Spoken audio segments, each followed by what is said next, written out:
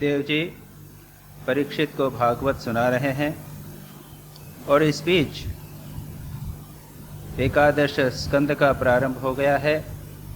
भगवान ने लीला संवरण का निश्चय कर लिया है और ऐसे अवसर पर उद्धव आकर उनसे उपदेश चाहते हैं। भगवान उद्धव को उपदेश देते हुए जो बातें कह रहे हैं वही उद्धव गीता के अंतर्गत यहाँ पर समाविष्ट हुई हैं। और यहाँ पर हम जिस अंक को पढ़ रहे हैं वह है अवधूत गीता, अवधूत के 24 गुरु। यदु राजा यदु ने एक बार देखा एक अवधूत, एक परिव्राजक सन्यासी, शांत गंभीर प्रसन्न तेजस्वी तरुण, उनको देखकर आश्चर्यचकित होते हैं और उनसे पूछते हैं कि आपको ऐसा ज्ञान कहाँ से प्राप्त हुआ? कौन से आपके गुरु हैं जिनसे आपने ऐसा ज्ञान प्राप्त हुआ और आप स्वच्छंद होकर आनंदमय होकर सारे जगत में भ्रमण कर रहे हैं? उसके उत्तर में अवधूत अपने 24 गुरुओं के नाम बताते हैं और किस गुरु से उन्होंने क्या सीखा यह भी बताते हैं। पिछली बार हमने देखा था 3-4 श्लोकों में समुद्र से क्या सीखा यह बताया गया। समुद्र में ऐसे कई गुण हैं जिनसे हम बहुत सारा ज्ञान अर्जित कर सकते हैं। उसके पहले अजगर से क्या सीखा यह भी देखा था। समुद्र है अनंत पार, किसी प्रकार क्षुभित नहीं होता, उसमें बहुत सारे जल आए या बहुत सारा जल निकल जाए उसमें कोई फर्क नहीं पड़ता। उसी प्रकार से जो मुनि है उसे बिना किसी प्रकार से डिस्टर्ब हुए, चाहे समृद्धि आवे चाहे दीनता आवे, चाहे धन आवे या न आवे, उसे गंभीर बना रहना चाहिए। यह उन्होंने उससे सीखा। उसके बाद में 2 श्लोकों में पतिंगे से क्या सीखा उसकी भी चर्चा हमने संक्षेप में की थी। पतिंगा लाइट को देखकर, दीपक को देखकर उसकी जो प्रभा है उससे आकृष्ट होकर उसमें छलांग मार देता है और जल जाता है। इस पतिंगा का वर्णन कई जगह पर शलभ कहा गया है, शलभ जल जाता है यह कहा गया है संस्कृत साहित्य में। और उर्दू में शायरी में तो पतिंगे का बहुत बड़ा दृष्टांत बार बार आता है, किस प्रकार पतिंगा उस दीपक के लौ में अपने को जला डालता है, उसको प्रेम का दृष्टांत इत्यादि देते हैं।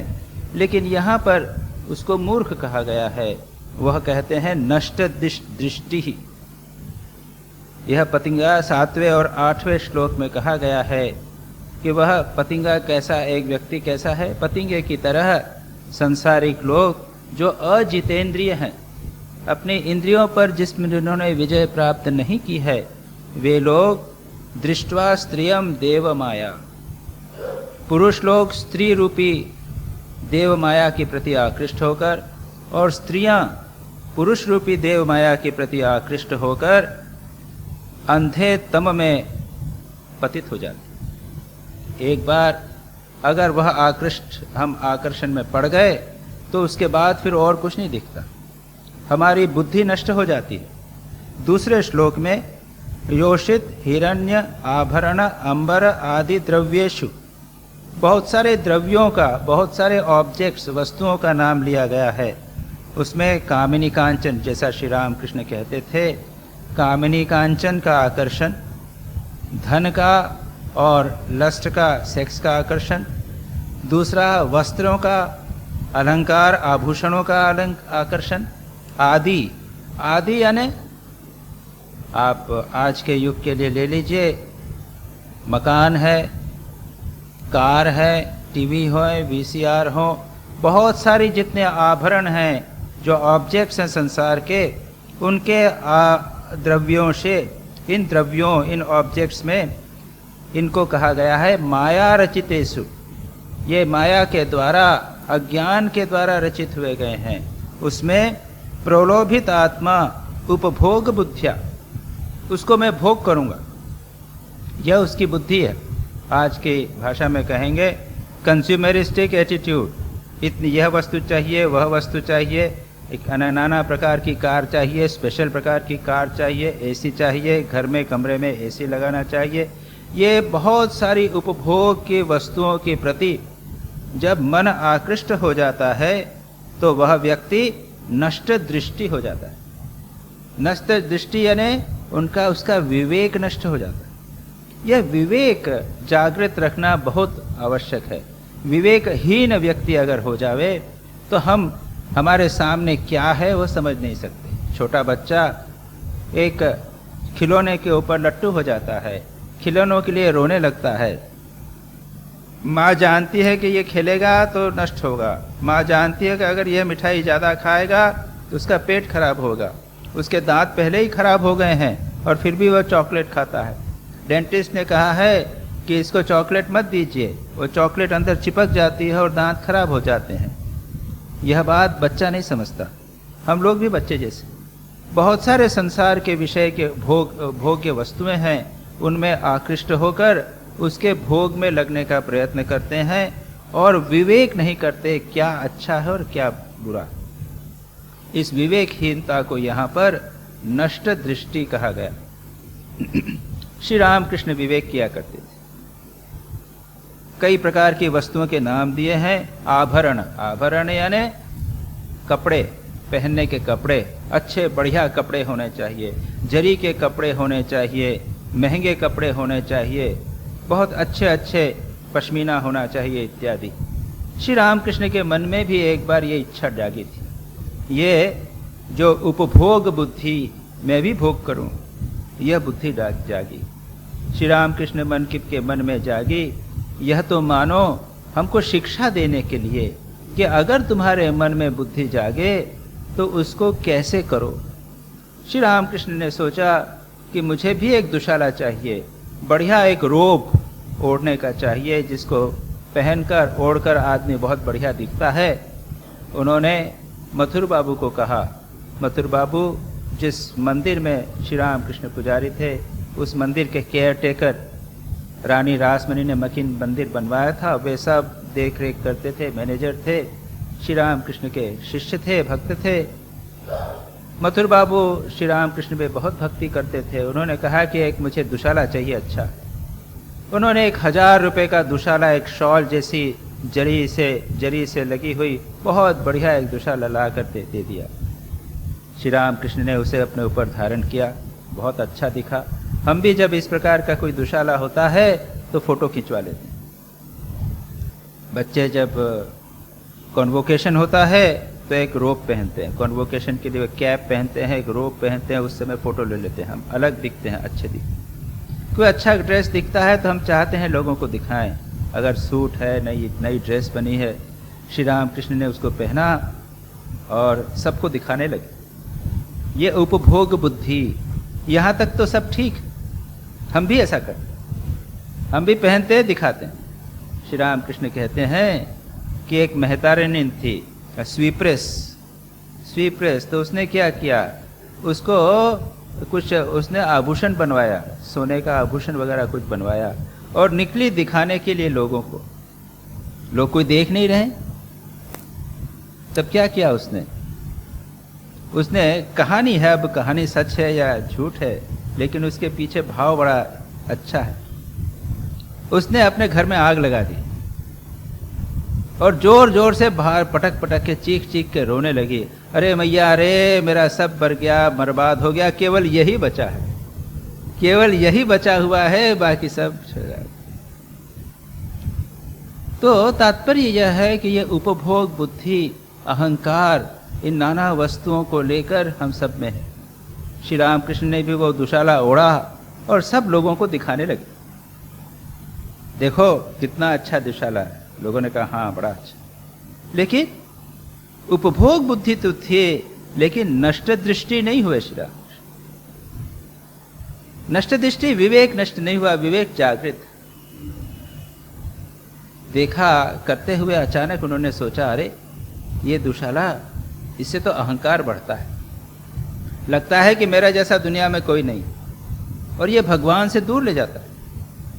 नाना अशांतियों का कारण है, इससे आसक्ति हो जाती है, फिर छोड़ना नहीं चाहते कोई। दिन भर लगता है कि चोरी ना हो जाए, बस उसको उन्होंने फेंक दिया। ये तो बड़ी खराब चीज है। इसने मेरा मन भगवान से हटा लिया, मेरे जीवन में अशांति कर दी, चिंता कर दी, अहंकार ला दिया। उसको उन्होंने पैरों से रौंदा, उसको थूका, और इतना गुस्सा आया कि उसको जलाने जा रहे थे कि तब मथुर बाबू या दूसरे व्यक्ति आ गए, उन्होंने उसको दी। उपभोग बुद्धि के साथ में अगर विवेक दृष्टि रहे, दृष्टि नष्ट होवे न होवे, तो हम उससे बच सकते हैं। आजकल के कंज्यूमरिस्टिक युग में जब ये उपभोग बुद्धि को बढ़ावा दिया जा रहा है, यह श्लोक बहुत महत्वपूर्ण है। इसमें 3-4 बातें सिंबॉलिक रूप में दी गई हैं। योषित यानी काम की दृष्टि, स्त्री की पुरुष के प्रति, पुरुष के प्रति स्त्री की भोग दृष्टि। हिरण्य धन, आजकल तो धन का बोलबाला, कितना इंटरेस्ट कहाँ मिलेगा, किस स्टॉक में मिलेगा, सारा दिमाग उसी में लगा हुआ। धन, आभरण, कपड़े, वस्त्र इत्यादि। अंबर, अंबर यानी वस्त्र, आभरण यानी ऑर्नामेंट्स, आदि। आदि से आप जो भी चाहे ले लीजिए। सैकड़ों हजारों वस्तुएं हो गई हैं जो आदि के अंदर आ जाएंगी, एक्स्ट्रा, जो आज उपभोग के लिए हमारे सामने प्रस्तुत की जा रही है। इन द्रव्यों में ये माया से रचित, माया यानी अविद्या जो हमको विमोहित कर देवे, माया जो जादू पड़ जाता है। इंद्र माया भी पुरुरूप ईयते, ऐसा आता है उपनिषद में। या क्या, इंद्र ने माया के द्वारा कुछ चीजों की रचना की। जो जादूगर है कुछ माया रचता है, बना देता है हमारे सामने। यहाँ पर जादूगर आएगा और वो ऐसी चीजें दिखाएगा कि बिल्कुल सच लगे, है नहीं, बिल्कुल नहीं, लेकिन प्रतीत होगा कि बिल्कुल सच है। ये वो एक रस्सी डाल देगा, उसके ऊपर चढ़ जाएगा, ऊपर चला जाएगा, क्या क्या कर देगा। तो ये सारा जो जगत है, ये जो वस्तुएं हैं, ये माया एक बहुत बड़ी जादूगरनी है, जिसको महामाया कहे। बहुत बड़ी जादूगरनी ने एक बना दिया है, और उससे हम आकृष्ट हो रहे हैं। उनमें सत्य नहीं, लेकिन उसमें जो मूढ़ व्यक्ति है, जो नहीं समझता इस अविद्या को, जो ज्ञानी नहीं है, उसमें वह प्रलोभित आत्मा, प्रलोभित हो जाता है। आत्मा मन, जिसका मन प्रलोभित हो गया, फंस गया, अट्रैक्ट हो गया, बस वह पतंगवत, पतंग जिस प्रकार प्रलोभित होकर नष्ट हो जाता है, उस प्रकार वो नष्ट हो जाता है। यह बात कि ये जगत में प्रलोभन है, इनमें फंस जाते हैं व्यक्ति। नाना कथाओं के माध्यम से, बच्चों की कहानियों के माध्यम से, पौराणिक कथाओं के माध्यम से, भारत में, विदेशों में, कई जगह पर इस प्रकार के ये बातें प्राप्त होती हैं। मैंने एक कहीं छोटा बच्चों का सीरियल होगा या कुछ था, टीवी पे देखा। उसमें एक बोट जा रहा है, उसमें कुछ लोग बैठे हुए हैं, और वहाँ पर एक ऐसा स्थान है जहाँ पर एक राक्षस लोगों को प्रलोभित करके ले लेता है और उसके बाद मार डालता है। लेकिन वो ऐसा प्रलोभन करता है कि समझ में नहीं आता कि वो सत्य है कि मिथ्या। बिल्कुल अच्छा प्रलोभन लगता है और लोग वहाँ जा फंस जाते हैं। जो कैप्टन था उस शिप का, उसको मालूम था, और उसने कह दिया सब लोगों को कि देखो, मैं वहाँ जा रहा हूँ और मैं तुम लोगों को ऑर्डर दूंगा कि वहाँ जाओ, वो जो अच्छा स्थान है वहाँ प्रलोभन, बड़ा नाटक गाना वगैरह हो जाता, चलो वहाँ चले, तुम मेरी बात मत मानना तो मुझे बांध देना। जब वह आया तो उसमें दिखाया है कि एक स्थान पर बहुत अच्छा नृत्य हो रहा है, बहुत सारी स्त्रियां बहुत अच्छा नृत्य करती हैं, गा रही हैं, गाना वाना गा रही हैं, खूब आनंद का है। वो कहता है, ऑर्डर देता है, और ये लोग उसको बांध के रखते हैं। वो चिल्ला रहा है, कहता है कि मैं तुम लोगों को मैं दंड दूंगा, तुम मेरी बात नहीं मान रहे हो, इत्यादि इत्यादि। वो किसी तरह से नहीं मानते। उसके बाद जब वो आगे निकल जाते हैं तो फिर वहाँ बताते हैं कि वो सब क्या था, ये उंगलियाँ इत्यादि थी। यदि वो जो स्त्रियाँ जो नृत्य इत्यादि करने वाली थी, वो राक्षस के हाथ, वो उंगलियों को वो इस प्रकार सा दिखाता था कि वो नृत्य करने वाली स्त्रियाँ दिखाई देती। ये क्या है? ये माया रचित जगत, प्रलोभन करने वाला जगत, इसमें संसार में व्यक्ति एक बार फंस गया तो नश्यति, नष्ट हो जाता। एक दृष्टांत मैंने दिया, विवेक अगर जागृत रहे तो हम उससे बच जाएंगे। श्री राम कृष्ण का मैंने एक दृष्टांत दिया। दूसरा दृष्टांत लीजिए, श्री राम कृष्ण ने एक बार उनकी इच्छा हुई कि सोने की गुड़गुड़ी वाले हुक्के से मैं हुक्का पीऊंगा। देखिए, जो सेठ होते हैं, बड़े बड़े लोग होते हैं, आप अगर जाएं, पहले जमाने की बात है, तो वो लंबे पाइप वाला हुक्का होता है। एक तो छोटा सा हुक्का यूं लगाया, वो क्या शौक के लिए, तंबाकू स्पेशल टाइप का होगा, ये भी हो सकता है, लेकिन शौक के लिए लंबी गुड़गुड़ी, वो सोने का उसके अंदर नोजल जो मुंह में रखे, चांदी का नोजल, सॉरी सोने का नहीं, चांदी का नोजल, चांदी का उसके ऊपर शायद वो ऊपर का जो बर्तन हो वो भी चांदी का। तो वो बड़ा श्री राम कृष्ण के मन में ये उपभोग दृष्टि आई। मथुर बाबू को कहा, मथुर बाबू धनी थे, वो ले आए। श्री राम कृष्ण ने क्या किया, गद्दे पे तकिया, गोल तकिया, एक तरफ जैसे ऐसा सेठ बैठता है वैसा किया, हुक्का किया, इस तरफ से पिया, फिर दूसरी तरफ बैठ के पिया, इस तरफ पिया।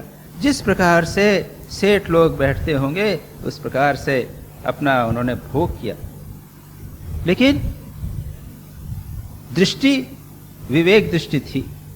विचार करने लगे, अरे इसी को कहते हैं हुक्का पीना, यही तो भोग है। देखिए भोग क्या है, थोड़ा सा विचार कीजिए। खाने की चीज, मिठाई, आइसक्रीम, कब तक? जब तक मुंह में है तब तक।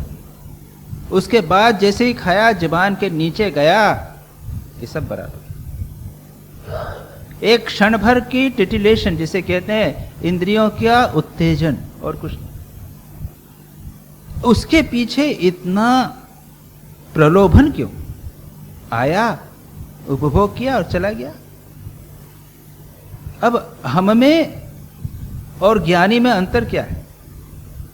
ज्ञानी के सामने भी आइसक्रीम आएगा। श्री रामकृष्ण के पास, स्वामी विवेकानंद के पास, ये भी खाते थे, वे भी रुचि लेते थे, लेकिन प्रलोभन नहीं था।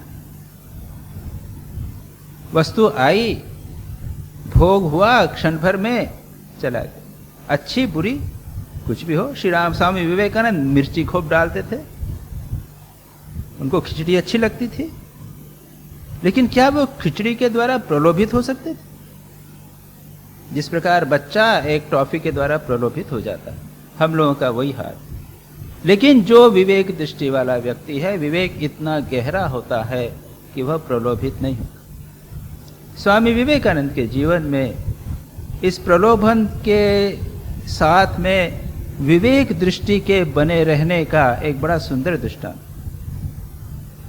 अमेरिका में जब वे दूसरी बार फॉरेन, संभवतः दूसरी बार या पहली बार नहीं कह सकता, उस समय वे एक बार पेरिस गए, और पेरिस में वे स्वयं कहते हैं कि मैंने एक युवती को देखा तो मुझे लगा, स्वामी विवेकानंद तो सारे भारत में भ्रमण किया, विदेशों में उन्होंने इतना भ्रमण किया, न जाने कितने लोगों से मिले हैं, उन्होंने उसको देखा तो लगा कि यह सबसे सुंदरी युवती मैंने देखी है। लेकिन स्वामी विवेकानंद कहते हैं, दूसरे ही क्षण मुझे वह एक बंदरी जैसी दिखाई दी। बंदरी, कितनी कुरूप! ये क्या हुआ? ये क्या हुआ? क्या वो बंदरी परिवर्तित हो गई? क्या हुआ? यह उनकी विवेक दृष्टि जागृत थी। दूसरे ही क्षण उनकी विवेक दृष्टि ने कहा कि यह रूप जो है यह तो केवल चमड़ी है, थोड़ा सा आप चमड़ी को हटा दीजिए तो भीतर क्या रहेगा? मांस, स्केलेटन। एक सुंदरी युवती और एक कुरूप युवती, दोनों का जो स्केलेटन है, दोनों का जो हाड़ मांस का जो पिंजर है, उसको आप देखिए तो एक सरी का होता है। और वो सबसे कुरूप होता है। बड़ी बड़ी आँख के कैसेट्स होते, सॉकेट्स होते हैं, जॉ होते हैं, ये हो जाता है। एनाटॉमी के म्यूजियम में जाकर उसको देखिए। कभी कभी विवेक को जागृत रखने के लिए, मन को समझाने के लिए एनाटॉमी के पीजीआई में है कि नहीं एनाटॉमी म्यूजियम, लेकिन या फिर 32 सेक्टर 32 का जो गवर्नमेंट मेडिकल कॉलेज है उसमें जाकर एनाटॉमी के म्यूजियम में देखिए। वहाँ पर हम कैसे दिखते हैं, हमारा क्या हाल चाल है, अंदर बाहर क्या है वो पता चलेगा। एक थोड़ी सी चमड़ी को देखकर हम प्रलोभित हो जाते हैं। विवेक दृष्टि कहती है कि अरे ये चमड़ी, ये जो रूप है वो केवल चमड़ी तक है, उसके ऊपर आगे कुछ नहीं। उससे क्यों प्रलोभित होना। स्वामी विवेकानंद की विवेक दृष्टि ने बताया कि वह और बंदरी एक, दोनों में स्केलेटन और चमड़ी दोनों में है और कुछ नहीं। तो यह नष्ट दृष्टि, अगर हम पतंग की तरह उसमें पड़ जाएं तो हम कहेंगे यह नष्ट दृष्टि व्यक्ति नष्ट हो जाता है। पतंग तो जलकर नष्ट हो जाता है, मानव कैसे नष्ट होता है? अपना विवेक खो देता है, तमोगुण में पड़ जाता है, जो अगले इसके पहले वाले सूत्र में कहा था, प्रलोभितः पतति अंधे तमसी। तमोगुण में, अज्ञान में, घोर अज्ञान के अंधकार में पड़ जाता है। वह स्वरूप अपना भूल जाता है जो सच्चिदानंद स्वरूप है। मैं आनंद स्वरूप हूँ, मेरा स्वरूप है आनंद रूप, मैं अमर हूँ, ये सब भूल जाता है। अपने आप को मरणशील, अपने आप को दुखी, सब कुछ समझने लग जाता है। उसके बाद में एंग्जाइटी, टेंशन, डिप्रेशन, ये सब के सब आते हैं। दुख और उसके साथ में हजारों चीजें आकर उस व्यक्ति को नष्ट कर देती हैं। तो इसको कहते हैं नश्यति।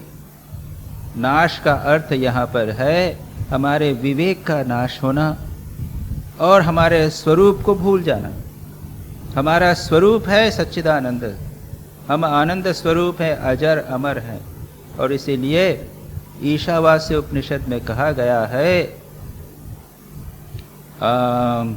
वहाँ पर यह कहा गया है कि असुर्यानाम ते लोका अंधेन तमसा वृताः तांस्ते प्रेत्याभिगच्छन्ति ये के च आत्महनो जना। जो व्यक्ति अपनी आत्महत्या करते हैं, आत्महनः, अपनी आत्महत्या करने वाले व्यक्ति वो असुरों के लोक में, जहाँ सूर्य नहीं है, असूर्य, जहाँ अंधकार है, असूर्या नाम तोगला अंधेन तमसा, तमो गुण के अंधकार में, जो अज्ञान के अंधकार से छुपे हुए जो लोक हैं, उसमें वे मरने के बाद जाते हैं। तो कौन है ये असूर्या नाम लोग, असूर्य, ये आत्महनो जना, जो सुखना लेक में जाकर आत्महत्या करते हैं या गर्दन में फांसी लगाकर आत्महत्या करते हैं। आजकल तो रोज अभी हो रहा है कि हम आत्महत्या कर देंगे, पता नहीं कितने लोगों ने थ्रेट दिया है, इत्यादि इत्यादि। तो ये आत्महत्या ये करने वाले लोग हैं? नहीं। जो अपने स्वरूप को नहीं जानते वही आत्महत्या करते हैं। हमने अपने स्वरूप को नहीं जाना तो क्या होगा? इस जन्म के बाद हम मरेंगे। तो हमारे पास मौका था, हम अपने स्वरूप को जानकर अमर हो सकते थे, हम नहीं हो रहे हैं तो हम मरेंगे। हम अपने ही कारण मरे हैं।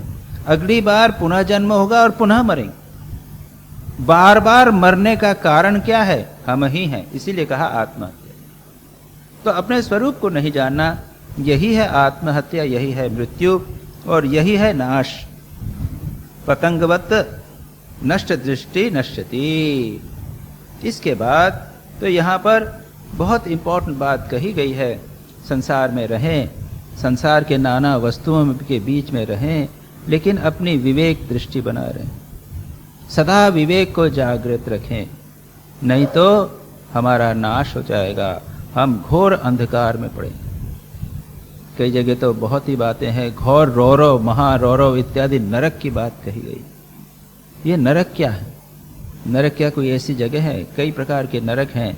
ऐसे नरक हैं, सूची पत्र नरक है इस प्रकार का कि जहाँ पर आप जंगल है, सूचीपत्र वन जंगल है, वहाँ पर जो पत्ते हैं वो कैसे हैं, वो बिल्कुल ब्लेड की जैसे शार्प। तो अगर आप वहाँ चलोगे तो कट जाए। दूसरा, कई जगह नरक में जाओगे तो वहाँ पर अग्नि है। तीसरे ऐसे भी नरक हैं, विचित्र विचित्र नरक, कि जिसमें जो व्यक्ति बहुत खाने वाला होता है ना, ग्लटन, तो उसके लिए नरक ऐसा है कि जब वो उस नरक में पड़ता है तो बहुत बड़ा उसका पेट हो जाता है, बहुत बड़ा आदमी हो जाता है, बहुत बड़ा पेट हो जाता है, और चारों तरफ खाने की बहुत सारी चीजें, अच्छी बढ़िया बढ़िया खाने की, लेकिन उसका मुंह जो है वो पिन जैसा छोटा सा, मुंह जोड़ा एक पिन जैसा। अब आप सोच लीजिए उसको कैसी यातना होगी। इतनी भूख लग रही है, खाली पेट है, इतना खाने का है, वो नहीं खा सकता। ये हुए यातनाएं। विवेक न होकर अगर भोग लिप्सा रही हमारे मन में, अगर कंज्यूमरेटिव दृष्टि, उपभोग बुद्धि रही, तो हम जीवन में ऐसा, इस जीवन में रहते हुए कष्ट पाएंगे। यह बात यहाँ पर कही। इसके बाद में आगे वाले 4 श्लोकों में मक्षिका, मधुमक्खी से क्या सीखा यह बताए। 4 श्लोकों। स्तोकम स्तोकम ग्रसेत ग्रासम देहो वर्तेत यावतात ग्रहाण हिंसा न तिष्ठेत वृत्ति माधुकरीं मुनिः। क्या कहा? स्तोकम स्तोकम ग्रसेत ग्रासम, ग्रासम भोजन, स्तोकम स्तोकम थोड़ा थोड़ा थोड़ा सा विभिन्न स्थानों पर से थोड़ा थोड़ा मांग ले, और क्या करे? वर्तेत यावता, जब तक जीवित रहे तब तक जीवन धारण के लिए केवल जितना आहार करना चाहिए वैसा थोड़ा सा आहार करे। और क्या है? माधुकरीम वृत्ति, मधुकरी की, मधुकर यानी भंवरा, भंवरा यानी मधुमक्खी कहिए। जो इस प्रकार मधुमक्खी एक पौधे से, एक फूल से थोड़ा सा लेती है, फिर दूसरे फूल से थोड़ा सा लेती है, और इस प्रकार मधु बनाती है, उसी प्रकार ग्रहण करके अहिंसन, किसी प्रकार की हिंसा नहीं करती, उस पुष्प की हिंसा नहीं करती, थोड़ा सा लिया, बल्कि इस प्रकार से तो उसका वो लाभ करती है, पॉलिनेशन हो जाता है, उनकी जो प्रोसेस है उसमें पॉलिनेशन हो जाता है, वो लाभ करती है। और जरा सी एक बूंद से भी कम लिया, दूसरे से एक लिया, बहुत सारे फूलों से थोड़ा थोड़ा थोड़ा थोड़ा मधु वो लेती है, और किसी की हिंसा नहीं करती। उसी प्रकार से मुनि को यहाँ पर यह जो श्लोक है विशेषकर, यह है एक भिक्षावृत्ति करने वाले सन्यासी या मुनि के लिए, ये आप लोगों के लिए नहीं, और हम लोग भी जो अभिक्षा करे वृत्ति से यहाँ रहते हैं उनके लिए भी नहीं। लेकिन हम लोग जब कभी तपस्या इत्यादि के लिए जाते हैं तो कुटिया में रहते हैं और भिक्षा करके आहार इत्यादि करते हैं। मैं कई बार इस प्रकार से करता था। तो वहाँ रहते हैं, कुछ नहीं खाने का, अपने खुद एक दिन के 12 बजे 1 बजे अपनी झोली लेकर गए, नारायण हरि करके 3-4 घर से थोड़ा थोड़ा, किसी से 1 रोटी लिया, किसी से थोड़ा सा भात लिया, किसी से दूसरी रोटी ली, किसी से दाल लिया, इस प्रकार से 4-5 घर से थोड़ा थोड़ा थोड़ा सब घर से लेकर उसको लेकर भोजन। उद्देश्य क्या है? किसी को कष्ट न हो। और उसमें तो यहाँ तक कई नियम हैं, बहुत सारे नियम हैं मधुकर वृत्ति के। सच पूछा जाए तो ये एक बड़ा आर्ट बना गया है, खास करके जैन धर्म में भिक्षा किस प्रकार से करना, उसके बहुत सारे नियम इत्यादि बने गए। एक नियम तो यह है कि भोजन करने तब, भिक्षा करने तब सन्यासी जाएगा जब सब लोगों ने खाना खा लिया। तो हम भी यही करते थे, हम ऐसा करते थे कि 12 बजे 12:30 बज गए, जब देखा कि बच्चे सब स्कूल चले गए हैं खाना खा के, ये पति जो मेल मेंबर्स भी जो हैं घर के, वो सब अपना खाना खा के या तो खेत पे काम में चले गए हैं या ऑफिस चले गए हैं, तब जाते थे। और कई बार माताएं अफसोस करती कि स्वामी जी आपको पहले आना चाहिए था, यहाँ तो ख़त्म हो गया। क्या कुछ भी हो वो दे, इसलिए कि ऐसा न होवे कि उनका बचा खाना हम खा जाए।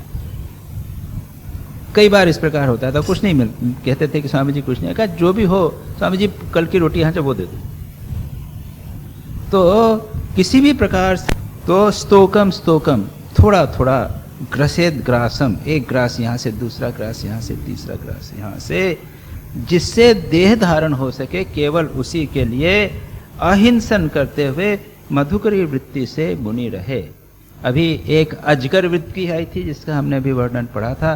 साधु एक जगह बैठ जाएगा, कुछ प्रयत्न नहीं करेगा, जो आएगा सो लेगा, नहीं आएगा तो भूखा रहे। ये अजगर वृत्ति है। ये दूसरी है माधुकरी वृत्ति। तीसरी है अयाचक, अजगर वृत्ति जैसी ही अयाचक, कोई अपनी इच्छा से आ गया सो आ गया। इसमें भी कई परम्यूटेशन कॉम्बिनेशंस होते हैं इस विचार में।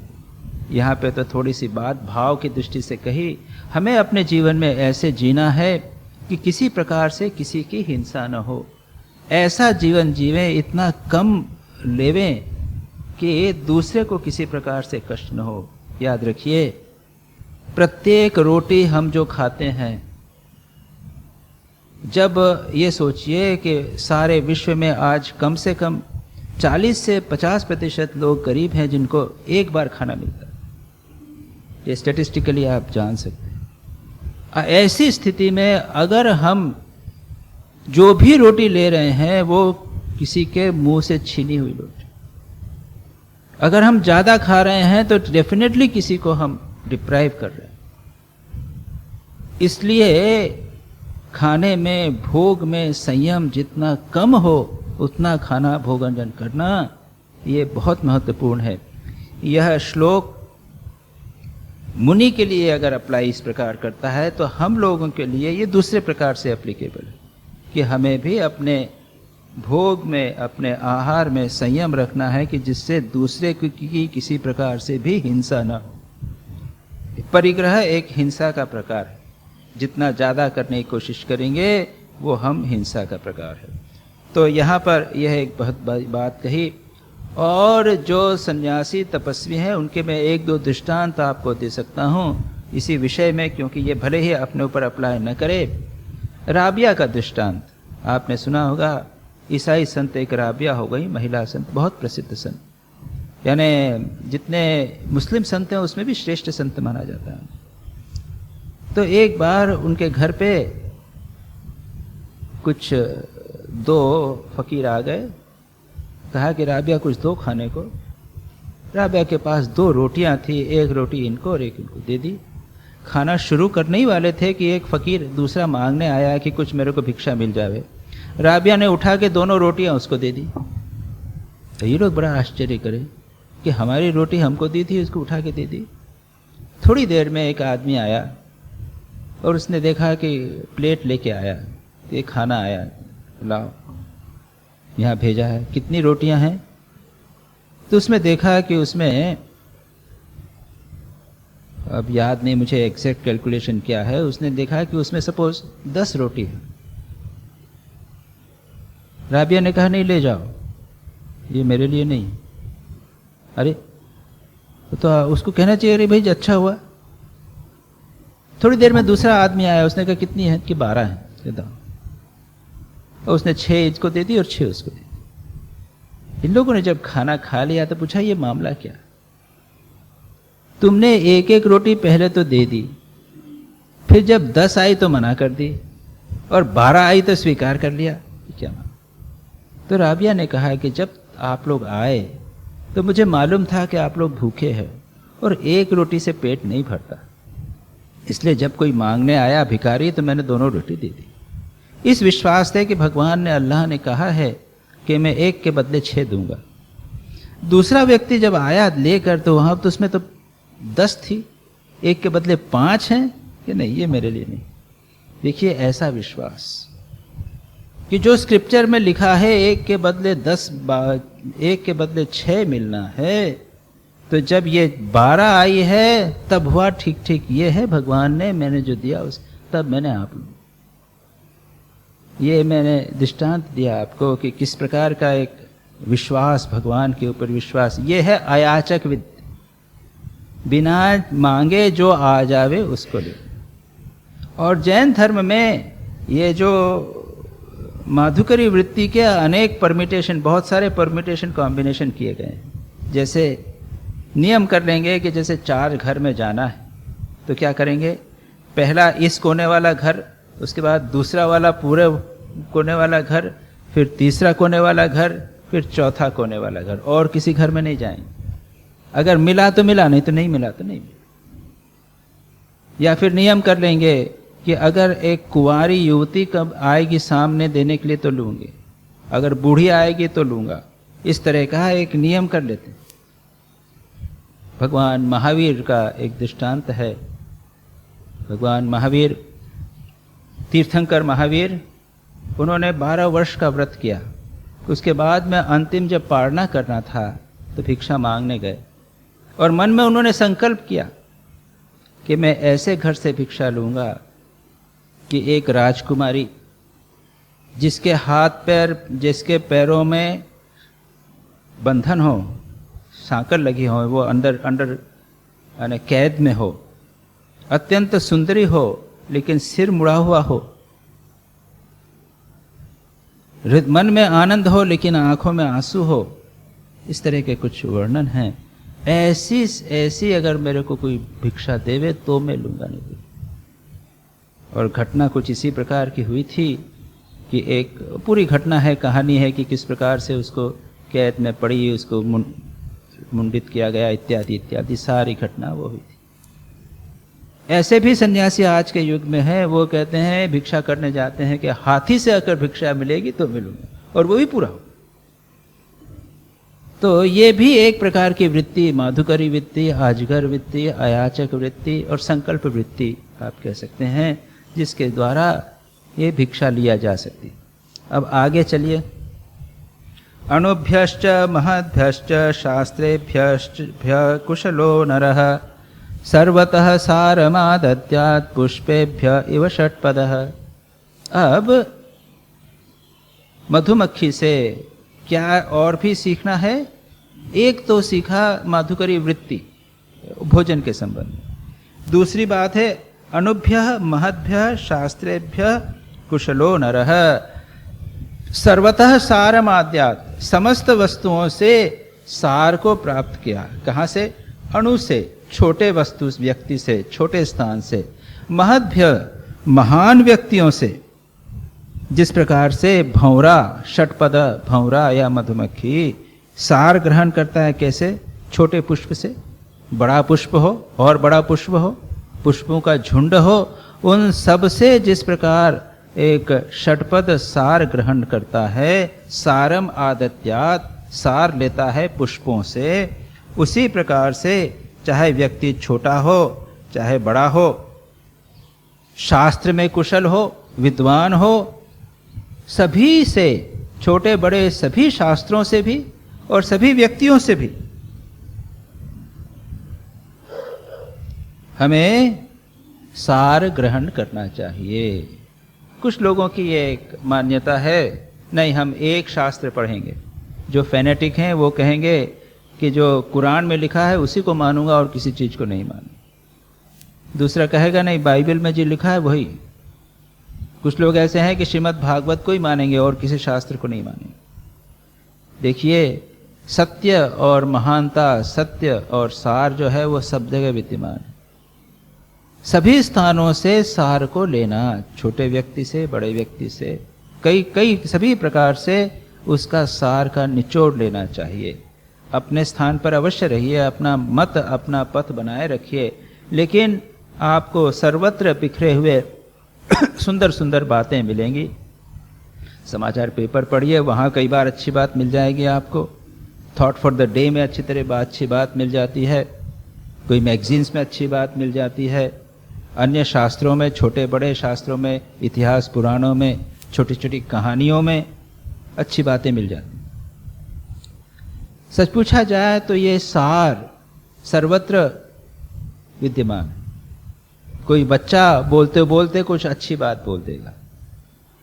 जैसे वो तो कहानी प्रसिद्ध है, बंगाल के प्रसिद्ध संत लाल बाबा, उनको दोपहर शाम हो गई थी, वो धोबी थे।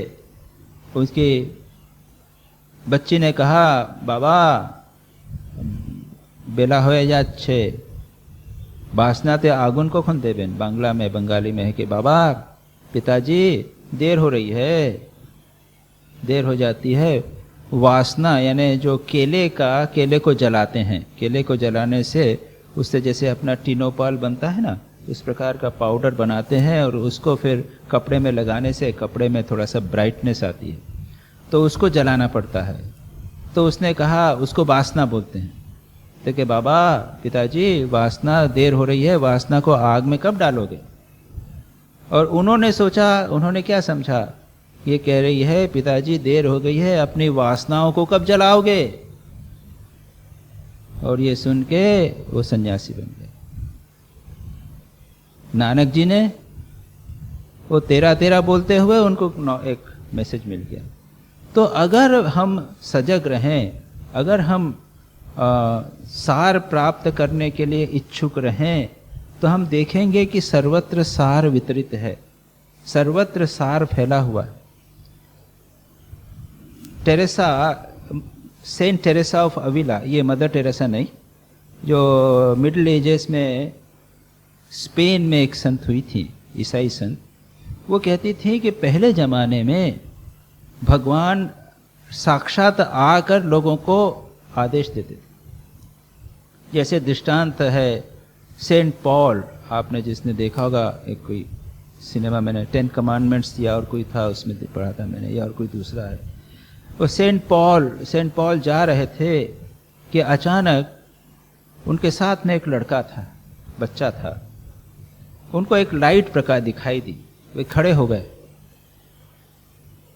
देखते रहे। इतने में वो बच्चे के मुंह से आदेश हुआ भगवान को कि वापस चले जाओ रोम, गो बैक टू रोम, वापस चले जाओ। 3 बार हुआ और उसके बाद बच्चा नॉर्मल हो गया। बच्चे को याद नहीं क्या बोला, वो ठीक। श्री रामकृष्ण को भी आदेश हुआ था, माँ का आदेश हुआ। एक बार एक बच्चे के किसी के बच्चे के मुंह से ही हुआ, या 2-3 बार हुआ, तू भावमुख में रह। एक बार डायरेक्टली सुना था, एक बार किसी सज्जन या किसी बुजुर्ग के मुंह से, और एक बार किसी एक महिला के मुंह से। उन्होंने यही सुना ठीक इसी प्रकार से, माँ जगदम्बा कह रही हैं तू भावमुख में रहे, तू एक स्टेट में रहे, तू निर्विकल्प समाधि में डूबने का प्रयत्न मत कर। तो ऐसे महापुरुषों के जीवन में, या फिर पुराने जमाने में, ये तो कलयुग है इसमें नहीं, वहां पर इस प्रकार के डायरेक्ट कमांड्स, भगवान से डायरेक्ट आदेश मिलते थे, मिल सकते हैं। लेकिन अधिकांश, टेरेसा का कहना है कि जब हम किसी मार्गदर्शन भगवान का प्राप्त करना चाहते हैं, तो वह, अगर हम व्याकुल रहें, प्रार्थना रहे, करते रहें और मन हमारा सजग रहे, तो वह किसी घटना के माध्यम से, किसी के वार्तालाप के माध्यम से, या कुछ पुस्तक पढ़ रहे हैं, उसमें पढ़ते पढ़ते उसके माध्यम से वह प्राप्त हो जाए। कभी कभी होता है, अचानक कोई सोच रहे हैं, एक किताब अपने हाथ में लग गई और पढ़ते ही पढ़ते चले गए, अरे मैं तो इसी के लिए खोज बैठा हुआ। ये मानो भगवान के कमांड, भगवान के आदेश। और भी कहा गया है, हम जब भगवान को प्रार्थना करते हैं तो यह तो हमारा भगवान को कहना हुआ। अब भगवान का जवाब कैसे आएगा? ये शास्त्रों के माध्यम से भगवान का जवाब। जब हम कुछ पढ़ते हैं तो उसके माध्यम से भगवान का जवाब आता है। तो यहाँ पर कहा गया है कि अगर हम सजग रहें, सार ग्रहण करने की हमारी दृष्टि रहे, तो हम छोटे शास्त्रों से, बड़े शास्त्रों से, छोटे किसी सज्जन से, एक बच्चे से या बड़े से, सबसे हम ज्ञान या सार प्राप्त कर सकते हैं। ये दूसरी बात षटपद या मधुमक्खी से सीखी। अब 2 श्लोक और हैं। सायंतनम श्वस्तनम वा न संगृहीत भीक्षितम पाणिपात्रोदरामत्रो मक्षिकेव न संग्रही। सायंतनम स्वस्तनम वा न संगृहीत भिक्षुकः मक्षिका इव संग्रहन् सह तेन विनश्यति। क्या कहा? 2 श्लोक करीब करीब एक समान, पहली लाइन तो लगभग एक ही समान है। क्या कहते हैं कि मधुमक्खी से उन्होंने क्या सीखा?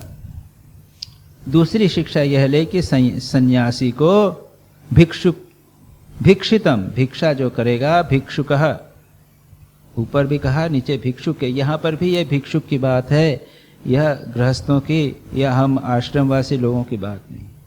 यहाँ पर कहा है संग्रह नहीं करे। सुबह का लेगा, जो सुबह भिक्षा की उसको शाम तक नहीं रहेगा, रखेगा, या और दूसरे दिन तक नहीं रखेगा, सुबह तक भी नहीं, शाम तक भी नहीं रखेगा और दूसरे दिन भी नहीं रहेगा।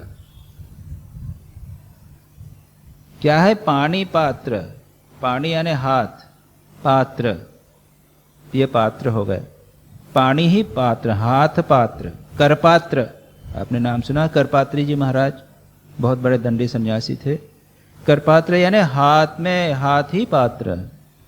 और उदर, उदर यह है आमत्र, उदरामत्र, मत्र यानी मटका, हाथ ही पात्र और पेट ही मत्र, मटका, बस इतना करेगा और संग्रह ही नहीं होगा।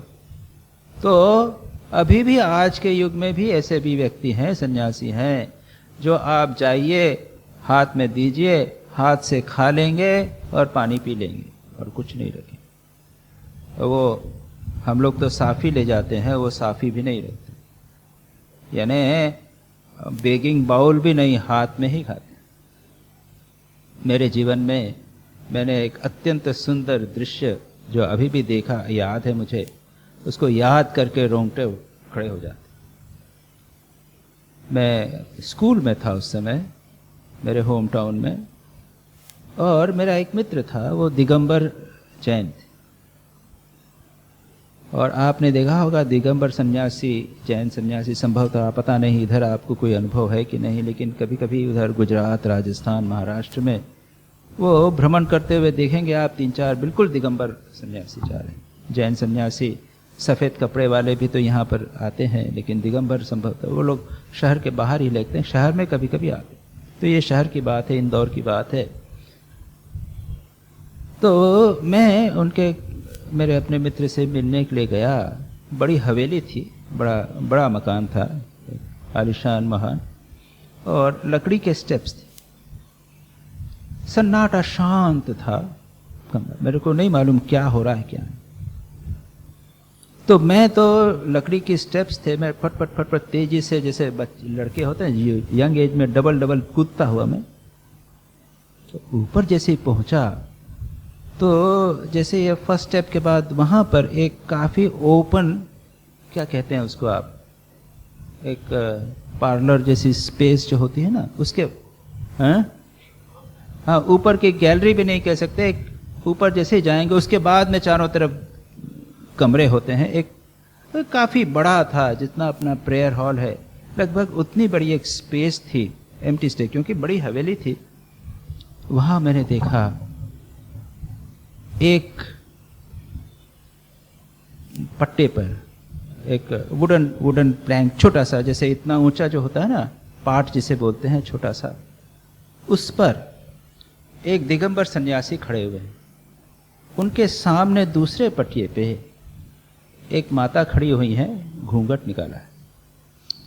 चारों तरफ लोग, एक तरफ महिलाएं बैठी हुई हैं, एक तरफ पुरुष बैठे हुए, 40-50 लोग होंगे, सब शांत बैठे। और वो महाराज जो सन्यासी हैं, वो भिक्षा ले, उनका हाथ ऐसा है, माता बर्तन में से कुछ पात्र से लेकर उनके हाथ में डाल रही हैं, वो इस तरह से खा रहे। देखिए, याद करते हैं तो रोंगटा, ये सच ए वंडरफुल साइट। बिल्कुल जैसे करपात्री खाना, हाथ इस प्रकार से। और उनका नियम होता है कि 5 हाथ भर के खाएंगे, दिन भर में ज्यादा नहीं खाएंगे। तो वो 5 वो ऐसा लेके खा रहे हैं, माता देती जा रही हैं, वो खाते जा। देने वाली भी धन्य, और जो दर्शन करने वाले, इसको कहा पानी पात्र उदरा आमत्र। उदरामत्रो, वो हाथ से खाना और पेट में भर लेना, और कुछ नहीं, कोई संग्रह नहीं। इस प्रकार से मक्षिका की तरह वह संग्रह न करे। उसके बाद में यही कहा है, मक्षिका वह संग्रहण तेन सह विनश्यति। अगर वह संग्रह करेगा, दूसरे श्लोक में 12वें श्लोक में कहा है कि अगर वह, पहले में है मक्षिका इव न संग्रही, मक्षिका की तरह संग्रह न करे। अगर वह न संग्रह करेगा, अगर संग्रह करेगा तो क्या होगा? मक्षिका की तरह वह नष्ट हो जाएगा। मक्षिका संग्रह करती है, मक्खी मधुमक्खी को ले जाकर संग्रह करके रखती है, और आता है व्यक्ति, वो उसको निकाल लेता है, मक्खियों को मार डालता है। क्यों? वहां संग्रह किया। हम जितना संग्रह करेंगे तो याद रखिए संग्रह के साथ में नष्ट हो जाएंगे। संग्रह आप करिए तो आपके पीछे चोर डाकू लगे रहेंगे। आप देखेंगे कितने मर्डर्स होते हैं, किस लिए होते हैं? पैसा के कारण। तो जहां कहीं भी संग्रह हुआ वहां पर मृत्यु पास में है, समस्याएं पास में आपके सदा लगी रहेगी। यह यहां पर बहा। इसके बाद में और भी 2 श्लोक बीच में और आएंगे, लेकिन 15वें श्लोक में बड़ी अच्छी बात कही है। 15वें श्लोक में कहा गया है कि अगर आप नहीं देंगे, जो आपने कमाया है उसको या तो आप दान दीजिए या भोग कीजिए, और नहीं करेंगे तो दूसरा आदमी लोग चोरी करके ले जाए। इसकी हम चर्चा करेंगे। और यहां पर भी क्या कहा है? मधुहा, जो मधु निकालने वाला व्यक्ति है उससे भी क्या सीखा? जो मधु चोरी करने वाला व्यक्ति है उससे इसने, अवधूत ने क्या सीखा कि देखो भाई, जितना धन आप कमाओ उसको या तो खुद भोग करो। लोग धन कमाते हैं और तिजोरी में डालते जाते हैं, तो वो क्या होता है? या तो गवर्नमेंट ले जाएगी, तो टैक्स करके ले जाएगी। धन कमाया है तो भाई भोग करो या फिर दान करो, नहीं तो दूसरा आदमी ले जाएगा, दूसरा ले जाएगा, चोर आएगा, डाकू आएगा, गवर्नमेंट आकर उसको ले जाएगी। ये उसने मधुहा से सीखा। और यह मधुमक्खी से कई बातें सीखी, महत्वपूर्ण बातें, 2-3 बातें यहाँ पर सीखी, जिसकी चर्चा हमने आज की है। अगली बार बाकी चीजें देखिए। नारायणं नमस्कृत्य नरं चैव नरोत्तमं देवीं सरस्वतीं व्यासं ततो जयमुदीरयेत्।